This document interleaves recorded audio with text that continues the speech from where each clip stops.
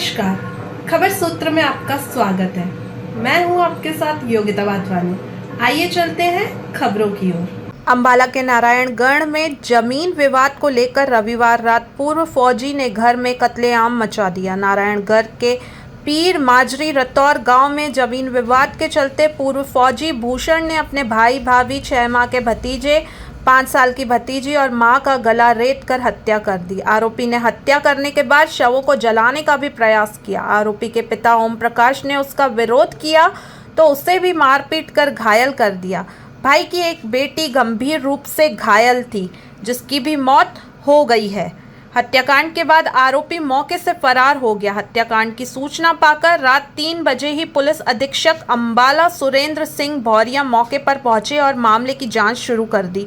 साथ ही हत्यारे की गिरफ्तारी के लिए टीमों का गठन कर दिया, जो जगह जगह दबिश दे रही हैं।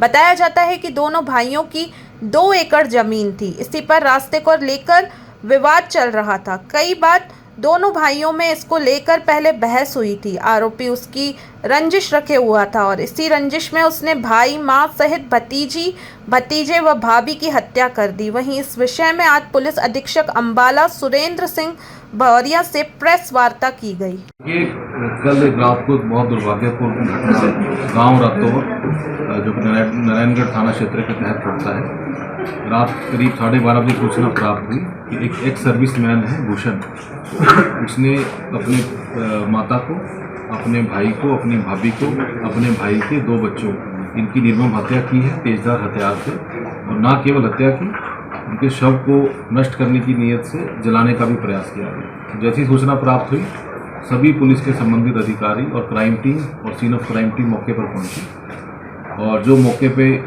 मौका मुलाजा करके जो भी एविडेंस कलेक्ट हो सकता था कलेक्ट किया गया। आसपास पूछताछ की गई और सारी रात सर्च ऑपरेशन चला के जितने भी सस्पेक्ट्स थे, जितने भी नाम आ रहे थे जो उसके फादर की स्टेटमेंट के मुताबिक या और जो मौके के गवाह थे, उन सभी को जो है काबू कर लिया गया है, इंक्लूडिंग भूषण जो मेन आरोपी है। इनसे भी पूछताछ की जा रही है और बहुत जल्द इसमें पूरे मामले की क्या सच्चाई है वो सामने आ जाएगी।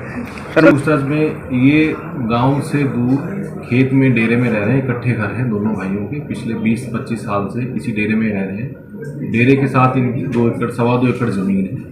उस ज़मीन के रास्ते को लेके इनका परिवार के लेवल पर काफ़ी दिनों से मनमुटाव था। हालांकि कोई अभी तक ऐसी बात नहीं आई कि थाने में कोई शिकायत आई हो, उसको भी वेरीफाई कर रहे हैं।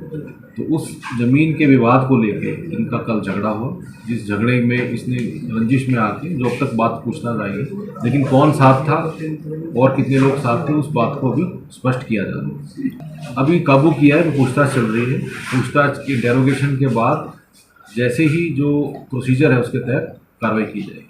सर, पिताजी के ऊपर भी अटैक करने की कोशिश की, वो सेक्टर 32 में रेफर हुए हैं। उनके स्टेटमेंट पर ही केस दर्ज किया गया है। और जो भूषण के भाई की एक और बेटी थी, उसके ऊपर भी अटैक किया गया है, वो भी सीरियस है।